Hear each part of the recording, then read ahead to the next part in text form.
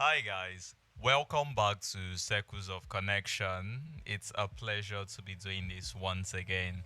Like I had said in earlier episode in the month of September that I want to get someone to come on the show and speak about the black sheep, what it feels like to be a black sheep, what it was being a black sheep, and how we're able to navigate life through all these things.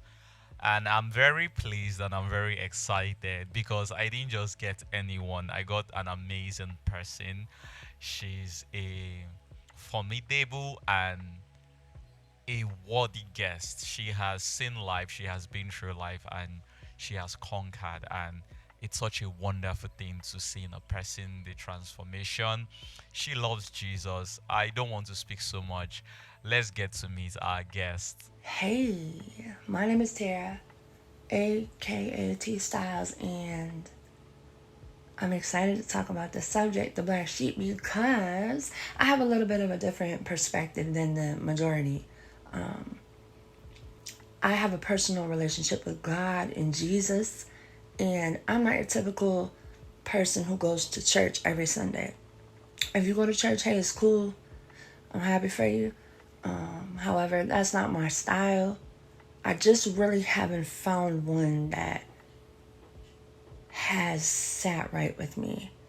The majority that I've been introduced to have been very hypocritical, but that's for another time. Anyway, I'm ready to talk about this, so let's go. What experiences made you feel like the black sheep in your family? How were you able to cope with the feeling of being different and being misunderstood? One of my experiences from a young age of being the black sheep in my family was constant rejection of the truth. And as I grew up, I was always the voice for justice. I felt this strong urge to protect the vulnerable.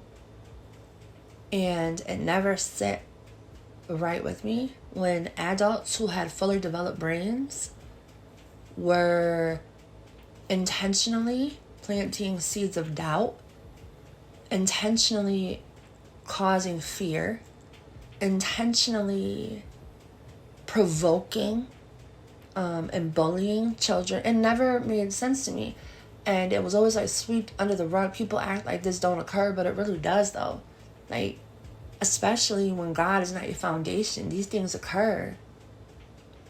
And as you grow up, you think, oh, this is what love is. You know, one minute we're fighting, the next minute we're making up and it's cool. And then it's like the imbalance of not knowing, uncertainty. Like, is my truth always going to be met with rejection? Is what the reality was for me. Like, so you end up as a child being like, well, if I go and bring this to an adult, because they tell you, like, come talk to me about anything, right? But the more you bring it up, it's like they find a way to somehow silence the truth as a child. So you lose your voice in the distortion. You don't even, what is the point of speaking up? Nobody ain't gonna do nothing about it. And it's like you're not protected and you should be as a child, right? So for me, I had to learn from a young age. It was just me.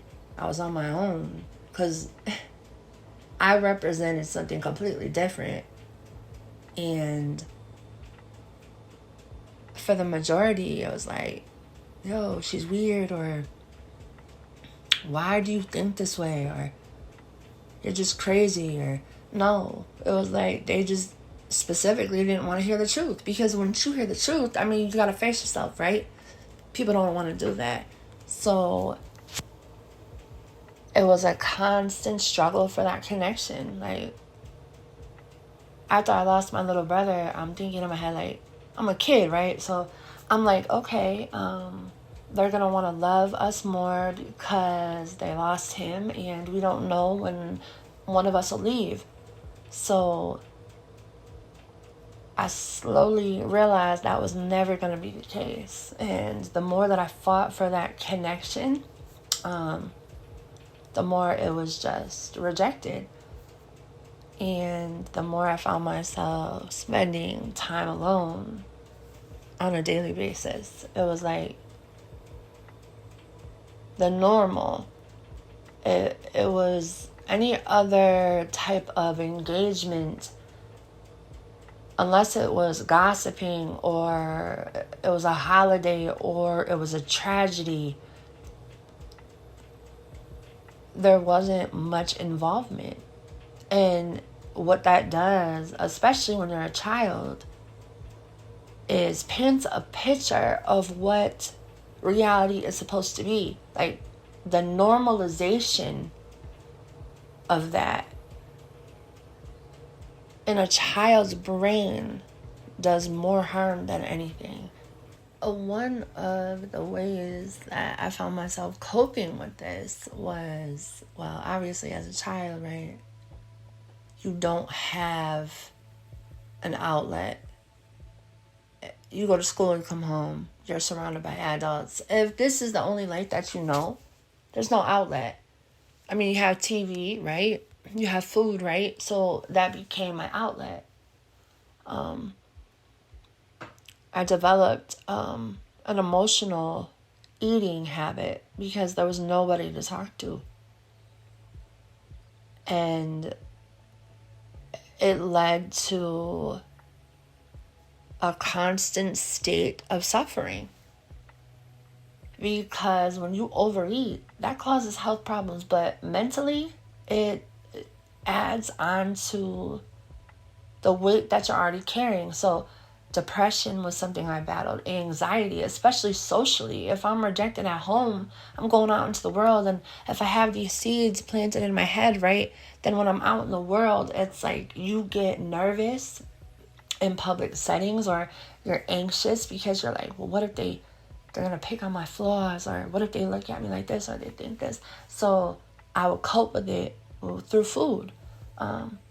Like, let's just get her to be quiet. Here, go eat something. It'll make you happy. Yeah, temporarily, right? But that's when I knew this just never, it's never making sense to me. Like, the fact that I had to turn to food. Interesting. Tara, that's very deep. I like where you're coming from. I think many people go through similar things, but they don't get to see it from this perspective. And let me put this out there so my listeners could understand better. This is going to get a bit lengthy from the conversation. You can tell that there's so much to unpack here. So I'm going to make this episode into two parts. I'm going to have the first part where it's just more of an introductory, where Tara gets to talk about how she identified as the black sheep and so and so. And after that, we're going to have a concluding episode where it's been concluded. So, on to my next question, Tara. I want to ask, at what point did you realize being a black sheep could be a strength? Like maybe this could lead to something, or maybe there was something here. And can you share a specific moment where being a black sheep led to personal growth, led to transformation? And as time went on, I also battled with that, wanting to fit in, wanting to make friends, but they were all doing different things, right? And here I am in a room by myself the majority of the time, writing, singing in my hairbrush, performing for who I really didn't know at the time, right? But that was God taking what was going wrong in my life, and he was like, no, I got you. Like, let me show you something. So, okay, cool. Go in the room. That's cool. You're guarded. Nobody's at home, because lifestyles, my mother had to go to work. But he was teaching me, like, I'm going to prepare you for something, but you have to do the work. So what he ended up doing with me was revealing himself. I didn't know it though.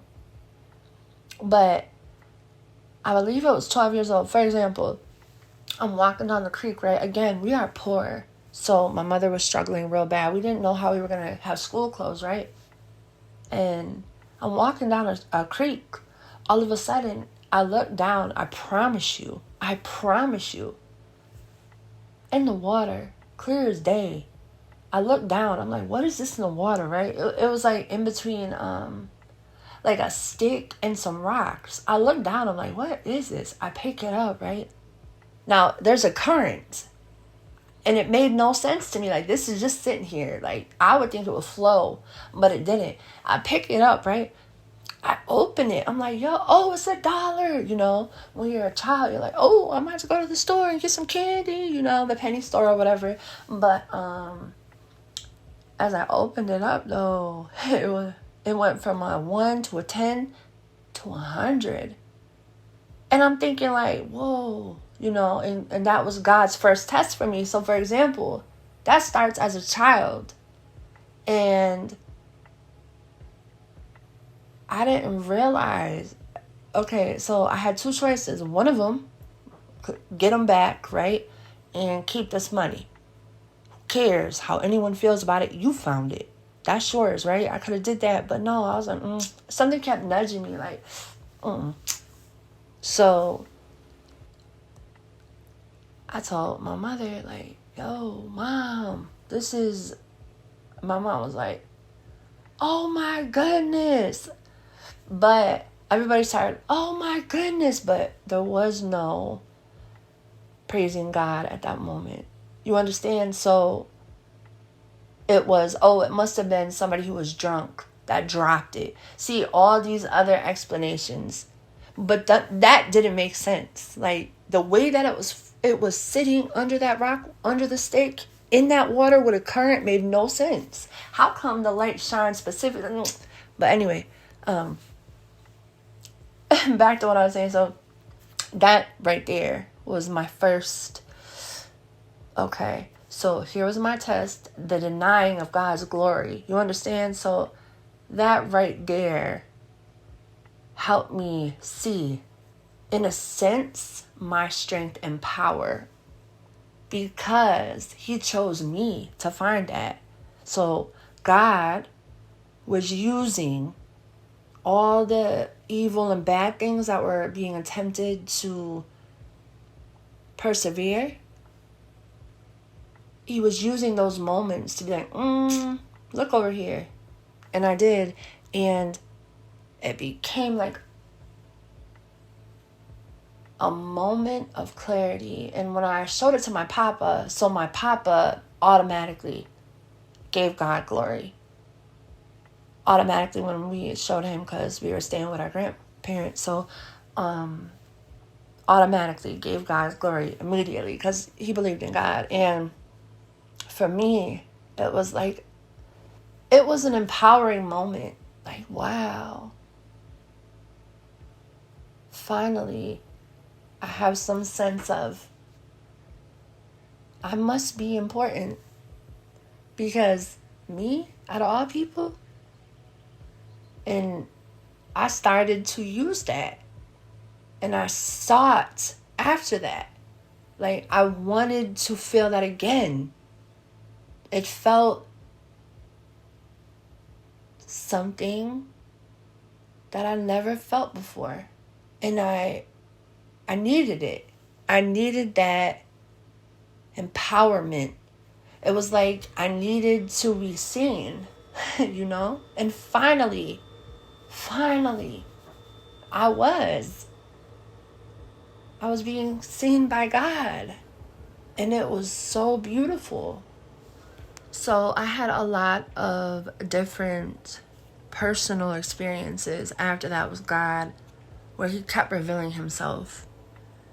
And the more he revealed his presence, even if I was leaning on my understanding, I would still seek him. I started to move like, wait a minute, this feels different. This is something different. What is this? You know, I'm like, what is this? So for me, it was such a motivation to keep going. I mean, I'm in my room who am I performing for? Like I said, like I don't know. I'm in a mirror. I have a hairbrush. Okay, like what are we doing? I don't know. I thought I was on Broadway or something. Like what is this? So I'm performing. I'm literally learning music. By this time, I'm learning music by ear. Like I'm writing lyrics to songs. I'm working on my poetry. I'm just like, okay, another thing. The violin. So I picked up the violin. I didn't really know what I was doing. I didn't know how to read music, right? I would sit there in my room and I would hear a song, right? And I would learn it like that though. I would learn it from the ear and be able to play it. But from a young age, I had this extreme focus of, what is it called? Like I had a work ethic that was crazy. It was like when I was determined to do something, that's what it was. But little did I know that that was just discipline. The discipline that I needed, because once you remove the head from the family, it's like, then, you know, they can get to your family. And I was missing that. So God stepped in. You understand? So he stepped in and he was like, I'm going to transform you. I'm not going to give you a time frame. He never revealed any of that. He just had me working on these crafts. Like, I didn't even know the purpose. He was like, I don't think gluttony's for you. I don't want you going and moving like the rest of this world. So I know you don't understand right now why you're alone all the time, why you feel misunderstood, why you don't feel heard, but I see you and I got you. And slowly but surely, it kept me from focusing on being misunderstood, focusing on not being seen in the world. And it kept me going. Like I have these strengths, I have these gifts. And it did something to me inside where it started slowly taking what I thought was broken and it was being molded into inner strength that I never knew was there, especially as a child. And like I said, I was facing depression, battling being bullied. I mean, it was tough. But God was like, don't look over here, look over here. I need you to stay with me. And excuse me, it's like a very emotional thing, but he was rebuilding me basically in front of my enemies, and at the time it was like